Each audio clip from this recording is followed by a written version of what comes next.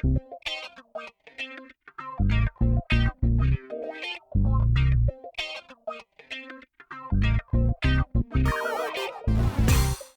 to this Catapult Leaders Career Building Seminar. This episode is a recording of a live seminar. You've got the right degree. Perhaps your resume is tight. Maybe your technical expertise and experience are top-notch. However, you never seem to get past the first round of interviews. What's wrong and how can you fix it? Darryl Mobley, CEO of Catapult Leaders, answers these questions in this webinar on the 5 worst mistakes engineers make during interviews and the 5 best things every engineer should do during interviews to get the job offer. Few have helped as many people get great jobs as has Darryl Mobley. He knows the interview process in and out and has interviewed thousands of candidates as a corporate executive, career coach, and executive recruiter. Darryl also knows what hiring managers are looking for since he's in contact with hiring managers from top companies across the U.S. every day of the week. You don't have to be an engineer to get value from this seminar. This seminar has powerful tips for anyone looking to perform at their very best during interviews. But first, Catapult Leaders is America's leading executive search firm that sources Black mid to senior level managers, early career talent, college interns, and military officers for engineering, supply chain, computer and data science, marketing, finance, and science roles with top companies that value a diverse pipeline, equity, and inclusion. All right, grab your pen and paper. Let's get started with Darryl Mobley. I want to welcome you to this Catapult Leaders Career Building Seminar. Today's topic, the 5 worst mistakes engineers make during interviews and the 5 best things every engineer should do during interviews to get the job offer. Obviously a very important topic because once you get that interview, it's important that you get the job offer. Too many of us are underemployed or unemployed. That's a huge step forward today you're taking to eliminate that problem. We see it all the time here. Before we get started, I'm going to share just a little bit. As I said earlier, I'm Darryl Mobley. I'm co-founder and president of Catapult Leaders.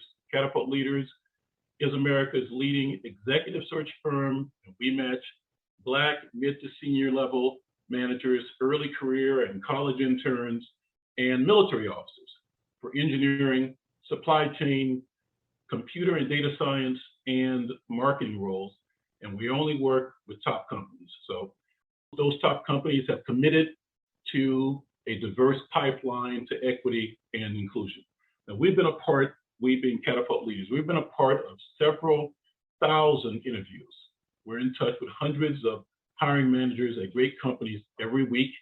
I spend a lot of my time on the phone and on Zoom with these people. We know what works and we know what doesn't. We see that all the time too. When it comes to getting a job offer, the folks we work with get job offers more than 90% of the time. That's a lot. And I understand from hiring managers that that's the highest they've ever heard of and that they experience. But it makes sense to us because with all the work we've done and our focus, we've perfected the interview prep process, the resume prep presentation, which is really important, and also matching outstanding talent with great companies. You know, you could have the right person matched with the wrong company, that's no good. You could have the wrong person matched with the right company, that's no good. You got to get the right person matched with the right opportunity at the right company. And that's really what we focus on. That's really important to us.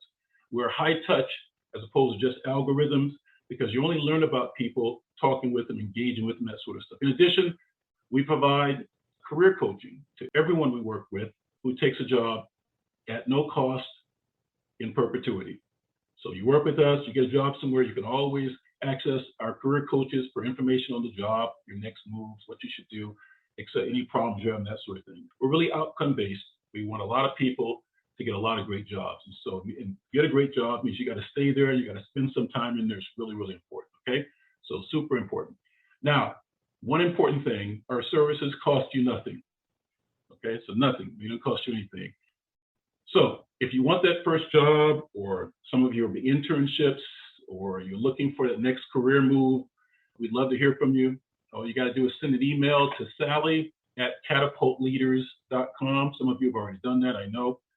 Send an email to Sally@catapultleaders.com. Let her know your name, your college degree, your major, the type of role you're looking for. That'll get the ball started with us, and then we'll reach back out to you and have conversations and see what we can do going forward. All right, let's get started. You got so many of you on the screen, I'm going to be looking around, so don't let that throw you off.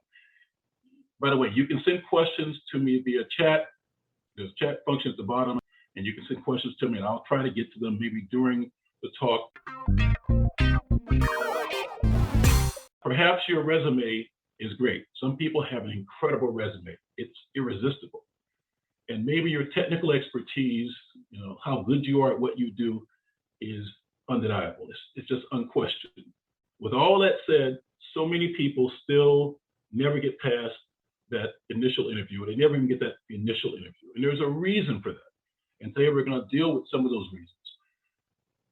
And I'm a very straightforward guy. So I'm going to say to you that we're going to talk about what's wrong, and we're going to talk about how you fix it. So let me first tell you some of the worst mistakes engineers make. And by the way, if you're on this seminar right now, and you're not an engineer, honestly, most, if not everything we say today applies to you as well. The worst thing, I'm going to give you more than 5 because there are a lot more than 5, but the worst mistakes engineers make during interviews. Number 1, not being prepared. You cannot go into an interview and not be fully prepared. What does that mean? You've got to know every single thing you can about that company, about that role, about the potential offer, about the interviewer that you can. You have to know how you fit in there. And you've got to practice the interview so much that you can't get it wrong. What happens is, folks, and we see it all the time here at Catapult Leaders, when we start working with people, they're not prepared, they're not ready. And they're not ready to answer key questions. They're not ready to do the things they have to. They're not ready to show what they have to show to impress the hiring manager, because there really is one objective with the interview: get the job offer. That's the objective. How do you get the job offer? You have to be very prepared. You not make mistakes. You got to be focused on what you need to do. You have to have a theme to what you're going to say. You have to carry it through again and again and again throughout the interaction with the hiring manager. Really important. Number 2, not addressing the questions that you're asked in a concise and powerful way. We're going to go through the CAR technique later on, and it's going to talk about how to do that.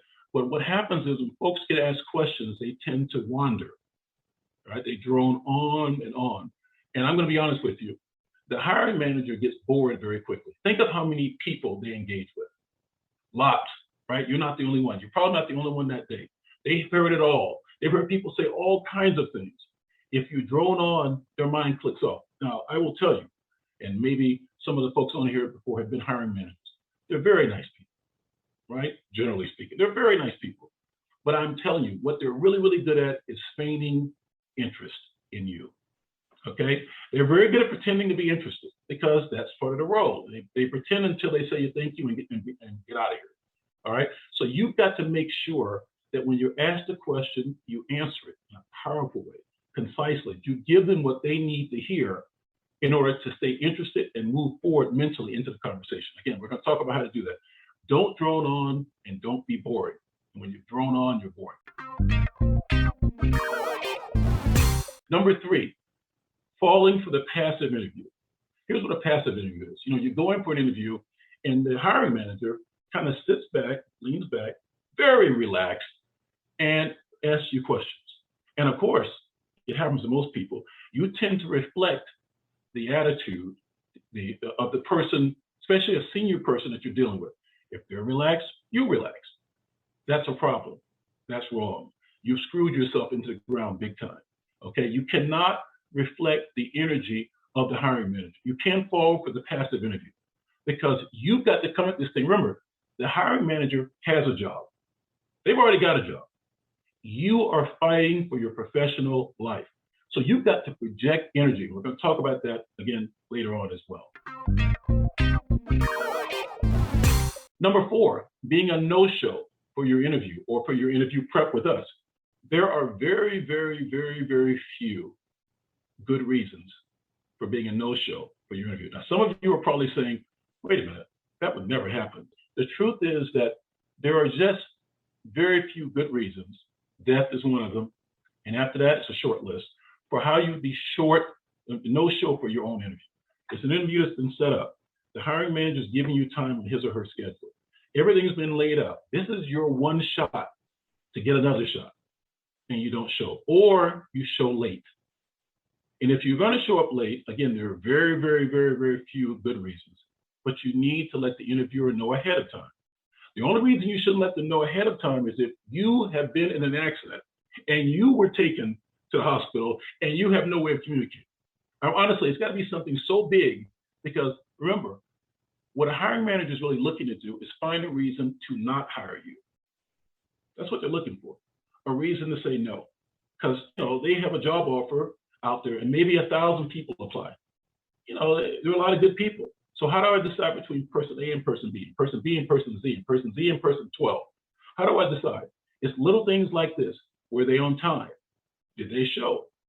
And there are other things we're going to talk about as well. So no showing for your interview is a huge mistake, and I wouldn't bring it up. I would say it happens, a no-show or late happens maybe 20% of the time. I mean, it's amazing how often it happens. You think, how is that possible? Number 5, not taking the very first interview slot you can. I'm amazed at how casual people are about getting a chance to make their case for why they should be hired. They put it off and put it off and put it off. Here's what happens when you put it off. Someone else gets the job. Take the very first slot you can. The very first. Because once that decision is made to hire someone, they're not going to say, we're going to hold off, we're going to wait for the person we don't know. They're not going to do that. They're going to offer that job to the very first best person they can. You want it to be you. So this is the way where you got to have that mindset that you are the right person for this opportunity, and you're going to get out there, you're going to make sure you show it to them. Number 6, I told you I'm going to give you a few more than 5 mistakes. Number 6, not showing urgency to get the job. The number of times we have folks who let days go by without responding to a message from a hiring manager. It's amazing. If you are reached out, somebody reaches out to you about a job opportunity, your obligation to yourself and to your future is to apply yourself right then. Respond right then. If you do that, you're showing the person what you'd be like in their company. Remember, everything you do reflects, okay, what's this person going to be like working around you? The hiring managers get evaluated on how well you do in the company. If you come in the company and you represent a lot of people, you come in the company and you are not a fit, you don't work, you're not on time, those sorts of things, that hiring manager he gets judged or she gets judged harshly. You see, so it's very important that you show them what's this person going to be like. You see, the things we're talking about are mistakes really have nothing at this point to do with your degree. They have nothing to do with your grades in school. They have nothing to do with a lot of things that people think is ultimately important. The first best important thing you can do when you get that interview is make sure you show well for yourself. Project who you're going to be in the work. So you don't let days go by without responding to a message from a hiring manager or from us if we're working with you. You respond, it should be one of the most important things you respond to. You have a list of, okay, what do I respond to first? Okay, my family, issues. And after that, it's a very short list. When it's time to get a job, you need to make sure that list includes the people who are working with you to get the job for you. Number 7, not researching the company or the role. You've got to walk in the door with a sense of what you're doing. In today's world with the internet, you can Google anything. You should have Googled it. There's so much information out there, and this happens a lot. I talked to some hiring managers, and they said about 46%, well, the average was 46%, but so about 40% of the time, 50% of the time, people show for jobs and they have not done homework on the company. Because they'll ask you, what do you know about our company? If you say I don't know much or anything, it's a kiss of death. You're done. So you got to know something. It's not like you're trying to tell them everything, the company does for the past several years, but you should know key things, and it's so easy to find out what's going on in the company. So you want to make sure you do that. Number 8, I'll make this the final one. Getting ahead of yourself in the initial interview. This happens a lot. What do I mean by getting ahead of yourself? If you're worried about your salary in the first interview, you're getting ahead of yourself. Remember what I said. This may sound different for you to hear. Listen to me for a second. The role of the interview is to get the job offer. Once you have the job offer, okay, we'd like to hire you. Once they say that, once those words are said to you, you've then got negotiating space. You can then have talks about things, how much, exactly where, et cetera, et cetera. What happens with us too often is we get caught up in things before it's time. We get the cart before the horse. And we get people talking about, hey, should I do this? How do I do that? How do I talk to them about where I want to live? I said, that's not time. Remember, they have what you want. As of yet, you don't have what they want. Until they offer it to you, you don't have what they want. Once you have what they want, then you have the opportunity to have conversations about where we go from there. I'm a guy who uses analogies, and I joke around a lot, but it really is true.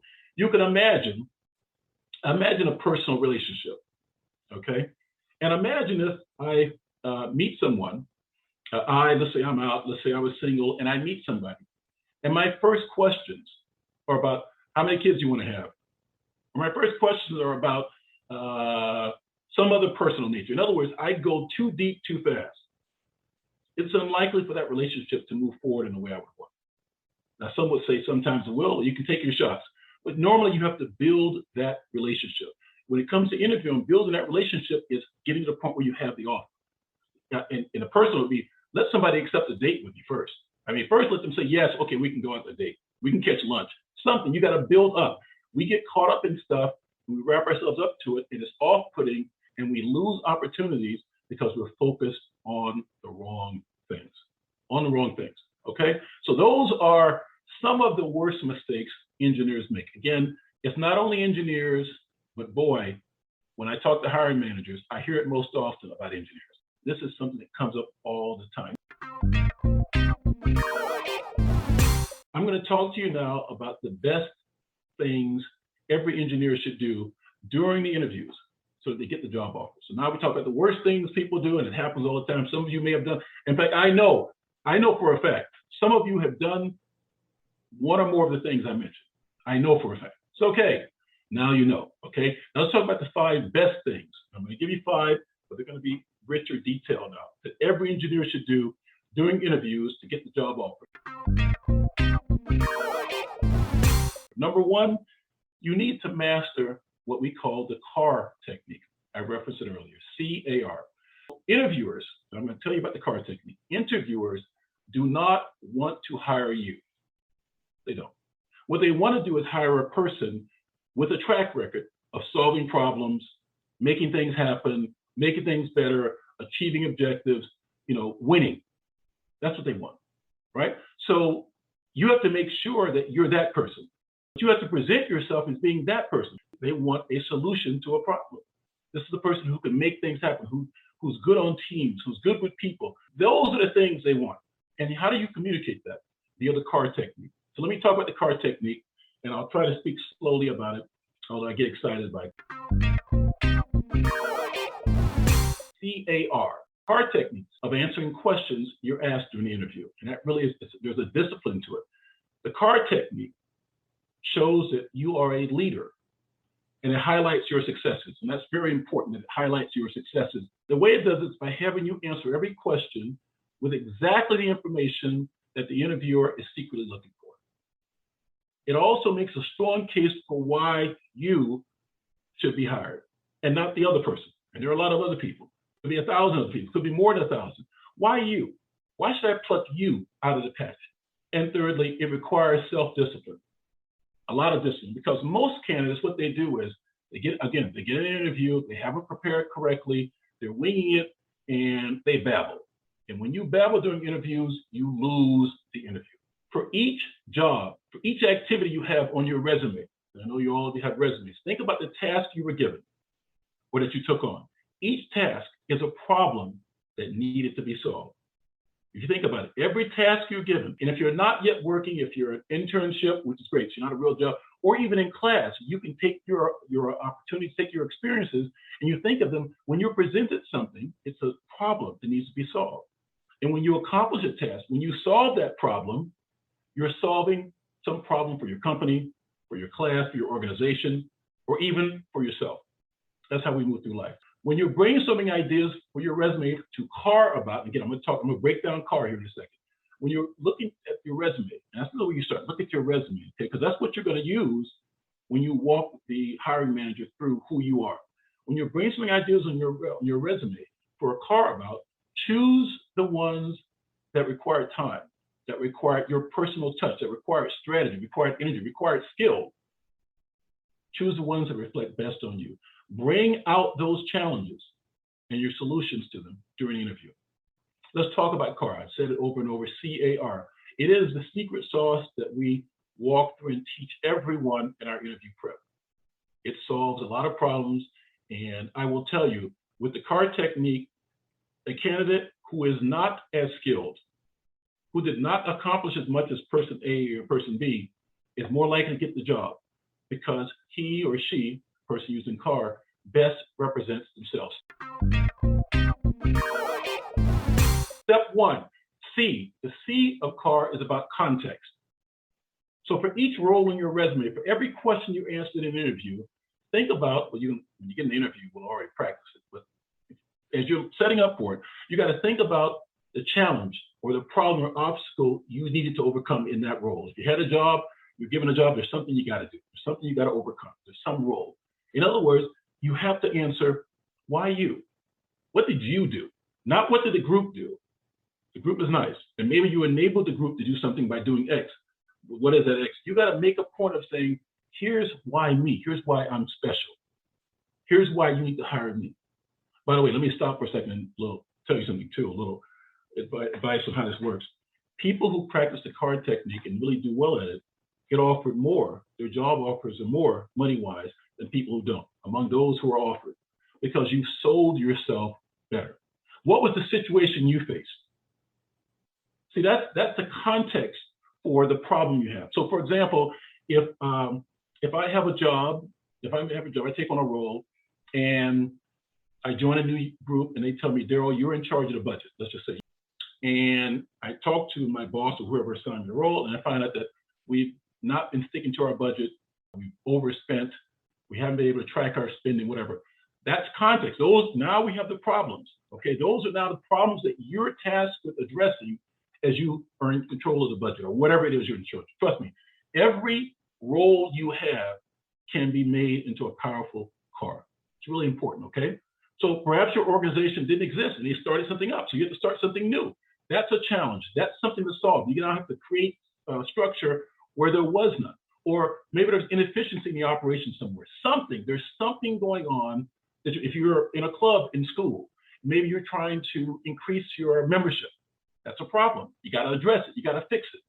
If you do something for which there is no issue, there is no problem, there is no solution, you didn't anything, then you didn't do anything. And if you didn't do anything, nobody wants to hire someone who hasn't done anything. Remember, they want to hire a person who solves problems, makes things happen, wins, meets objectives. You got to show that, okay? So CAR, the C of CAR is context.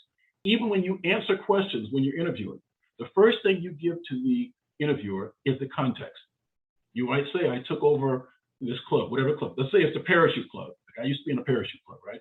Parachuting. So like I didn't have this role, but I'm going to make this up now. I'm in a parachute club and I was in charge of the budget for the parachute club. And the problem that I faced when I took the role over in my senior year or junior year or sophomore year, or whatever the case I say, is that we never had enough money at the end of this season, the parachuting season, to go to the national championships. That was always a problem for us. I was faced with that challenge. Now I've given context. I've defined the problem. Then we go to the A in CAR. A in CAR, step 2, which is action. And by the way, we show you how to talk like this during your interview, okay, in our interview prep. The A is for actions that you took. Because remember, you have a problem, right? You got to solve a problem. Let's use a simple example. If my hand gets dirt on it, that's a problem. That's context, dirty hand. If I go wash it and use detergent or soap or whatever I use, that's an action that I took to solve a problem.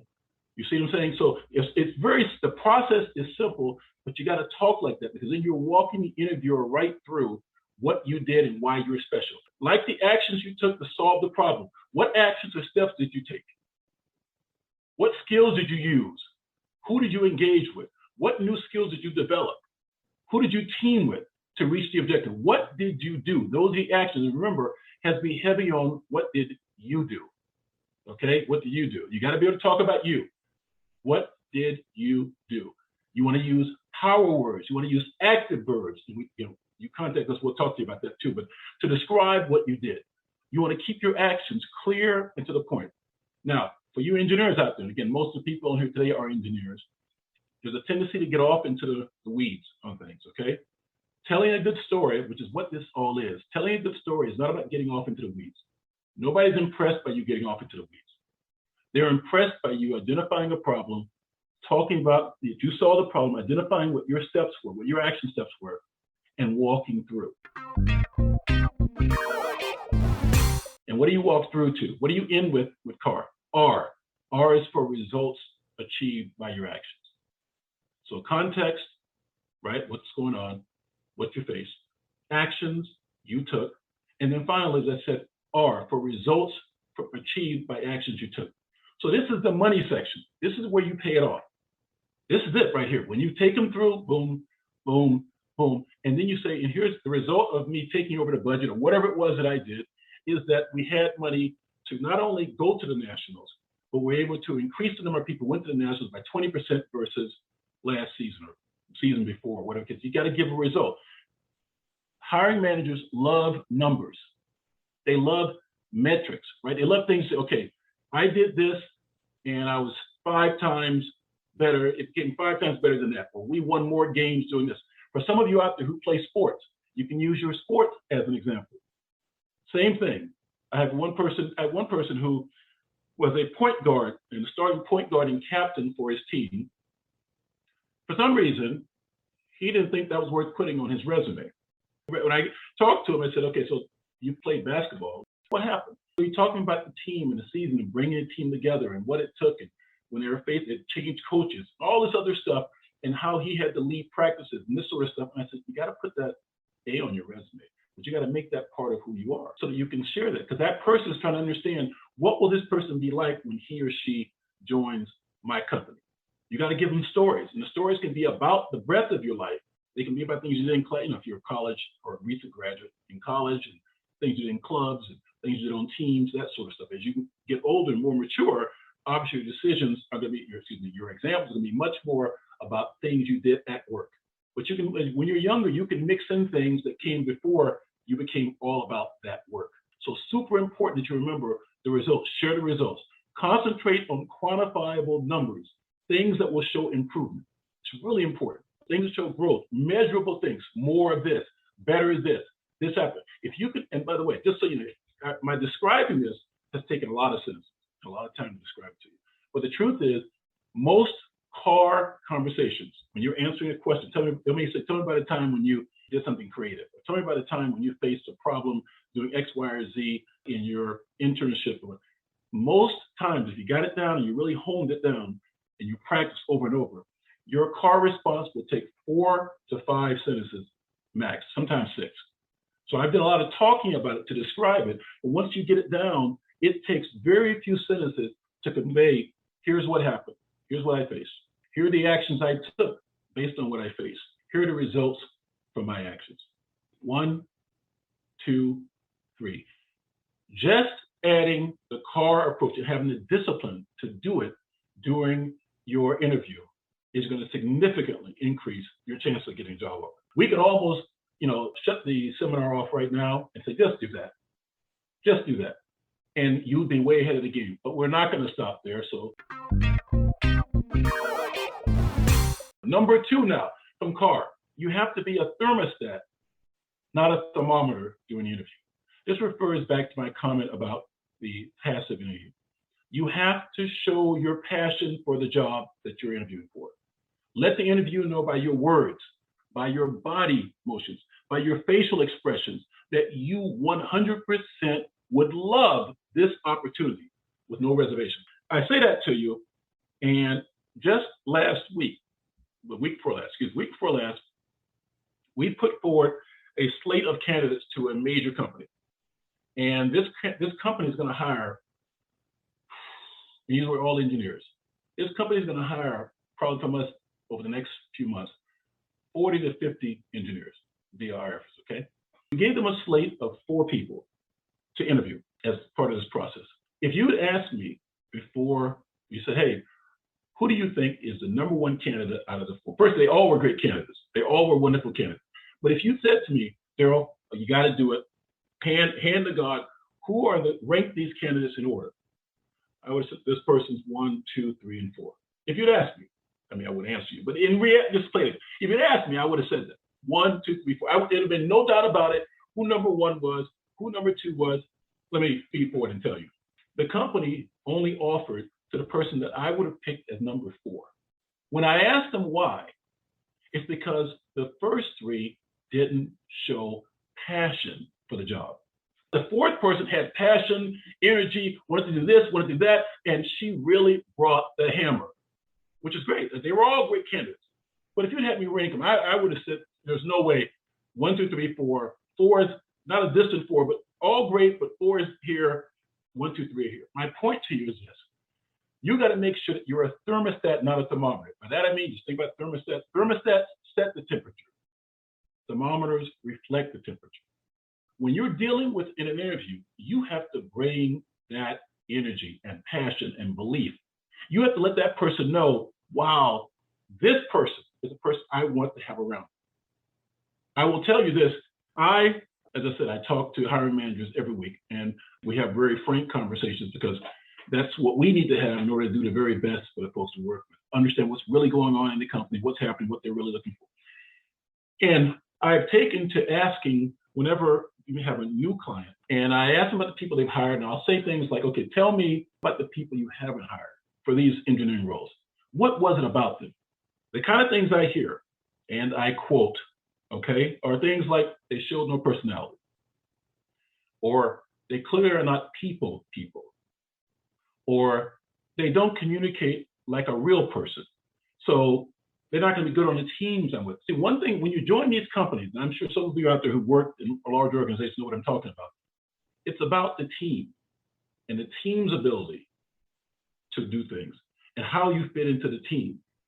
And if you don't bring the personality, and if you don't bring the energy, if you don't bring the cleverness, if you can't communicate well, and all that comes across in your interview, they don't want you because you're not adding value. There are hundreds of thousands of engineers out there. There's a lot of you, and not everybody's going to get the job. And it's beyond grades are important. Good grades, great, I'm with you. And I'm just sharing with you now that you've got to bring the heat. You bring the energy. You bring the force. You bring the power. Let that person know you want this role. No doubt about it. How do you do that? You can do that. You can do that without ever saying, I want the role. You can say that at some point, but without ever saying, I want the role. For example, a thermostat does this. If I'm interviewing someplace and I sit back, let's say during this entire presentation, I was just leaning back and just talk like this. We'd be having a very different conversation now. Some of you might like it like that. But the reality is it can be very different. Instead, I'm up, I'm leaning forward, I'm using my body motion to let you know, hey, this is exciting. Hey, I really go through this every day. I'm trying to help people get great jobs. I need you to buy into this. So you have to believe that I believe what I'm talking about. I got news for you. If I was I just sat back and talked like this, you don't know whether I believe it or don't believe it. When you're trying to get the job, you can't sit back. Be a thermostat. You set the temperature and keep it at that. You lean forward. You bring the energy. You talk with excitement and joy. You do that, and that person's going to start saying, wow, this person is pretty good to be with. I'd like them with their company. They will find roles for you if you're that person. Bottom line is the people they talked about, as I said, they didn't offer jobs to those candidates. Remember, I said, tell me people you didn't offer to. Why? And they didn't talk about it was their grades. They didn't talk about it was some technical expertise. They talked about the things I just shared with you. Don't be that engineer. Don't be that candidate. Don't be a thermometer. Be a thermostat. Set the temperature high, bring the heat, and keep it going until it's over. Number 3, you must be able to answer, well, why do you want to work here? Now that sounds obvious, right? We think, well, that makes sense. Of course, if you're in an interview and they ask you, well, why do you want to work here? Why do you think you're right for this job? Well, why should I hire you? Those are 3 ways to ask the same question. You would think, and I know, and it's okay, some of you have interviewed and haven't had a good answer for that question. Why? You're basically saying, why you? I got 1,000 other people. Well, it was my granddad who told me that it's a sorry dog that won't wag its own tail. You got a chance to wag your own tail. Do it. Because if you don't do it and you walk out that door, game over. Okay? So you got to be able to answer the question, why do you want to work here? Here's what you do to prepare your response. Here's how you prepare your response. You don't just good feelings and a candy bar. You got to have a bit more than that. Number 1, make sure you review the company's website to get a real sense for their industry and for their goals. You can find a lot. There really are very few secrets out there about what they're trying to do. So when they ask why you want to work here, you want to make sure you understand the company. So do your homework there. Second thing you want to do, look at the company's social media profiles. Today, companies are out there telling you a lot of stuff about what they're into on social media. Our point is we're building up information now to answer the question, why do you want to work here? You got to know what here is before you can say why you want to work there. Number 3, browse the internet to see their plans and their accomplishments. See what the competitors are doing. Reread the job description. That's really important. Some people don't even get comfortable with the job description, so they fully understand what they're interviewing for. So when a person asks them about what is it about the job you like, they have nothing to say. And again, that's the kiss of death. You should create a list of what you like about the companies and its goals and its past and everything else. Okay? So again, this is a relationship you're trying to build here. You want that company, just like a person, to invest in you, believe in you, to believe that you have what they want. Again, this is all the work you're doing to develop your answer to why should you work here. You got to know about them. So write down a list. Then assess your goals. After you've written down a list of what you like about them, then assess or write down your own goals, your own values. There's always going to be 2 or 3 things that link up between, hey, here's why I want to work here. I'm into X, Y, and Z, and company is doing blah, blah, blah. And I really find that interesting and intriguing. I do this, and about, and the company is doing this. And I think it's a perfect match. You got to make the case for why you should work there. The best way to make the case is link up you, your goals, your aspirations with where the company is going. Number 4, you should develop power questions to ask the interviewer. You're going to most likely be asked if you have any questions. Toward the end, they'll ask you, they'll throw it in. You think it's a throw-in. You have any questions? Anything you want to ask me? Typically toward the end of the interview. Most people say, no, I don't have any questions. That is the kiss of death. Your answer should never be, no, I don't have any questions. Again, think about a relationship.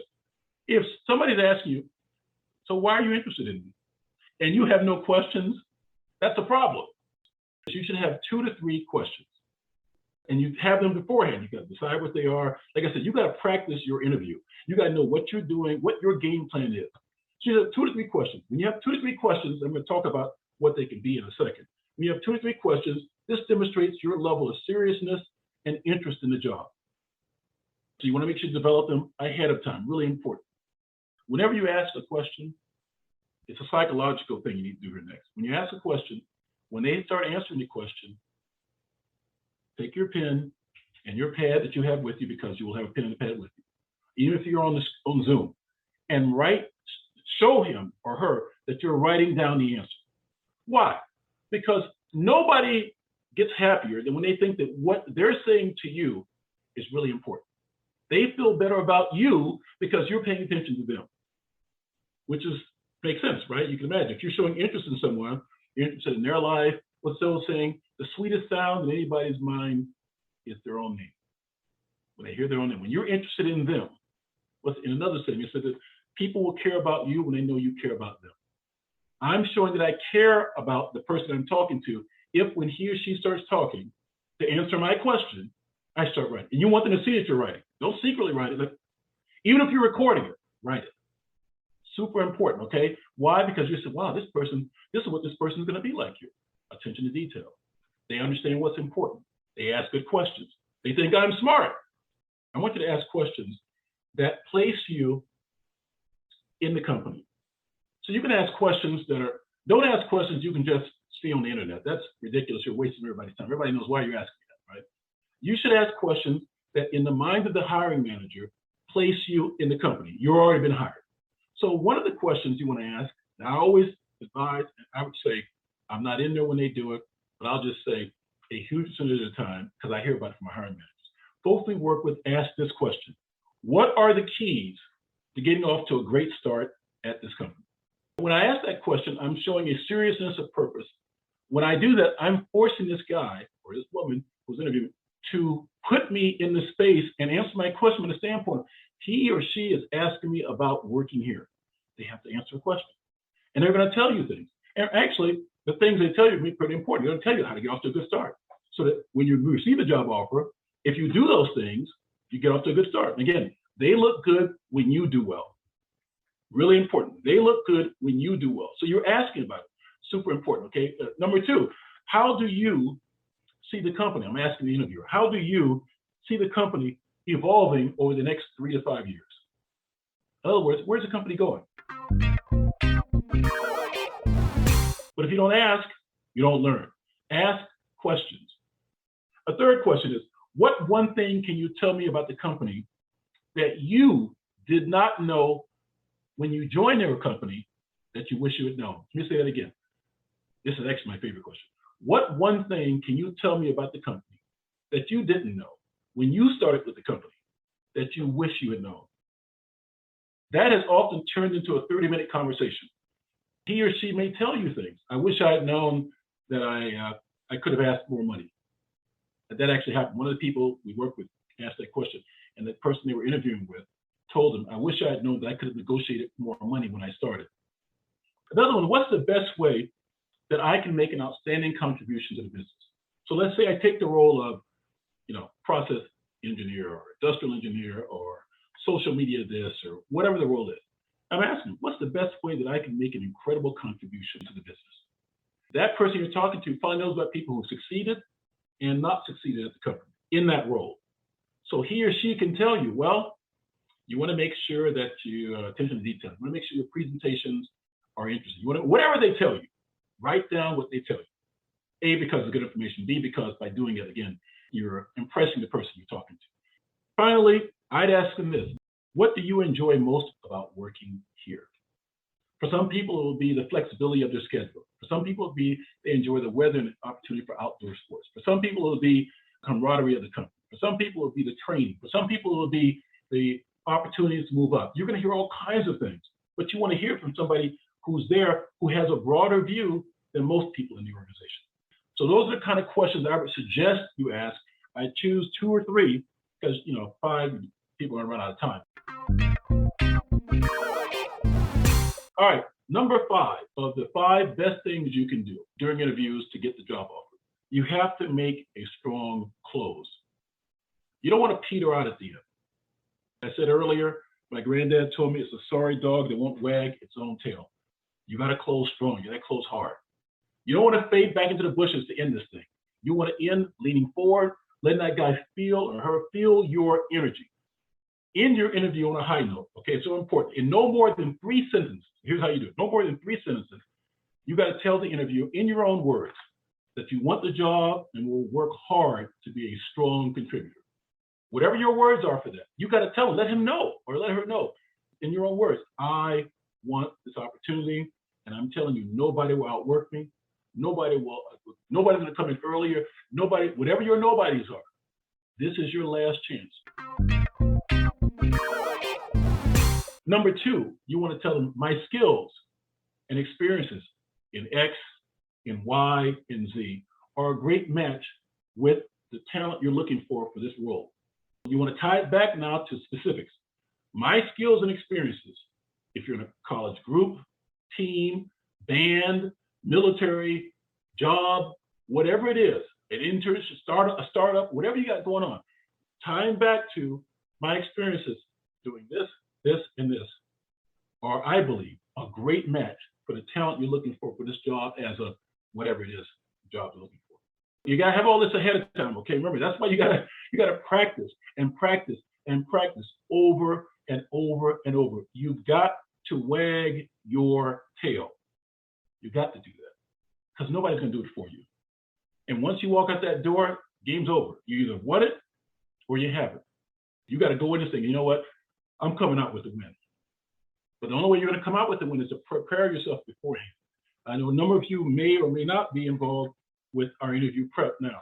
You got to do all the stuff we have you do because we want you to succeed. That's it. We want you to win. We want you to get the job offer.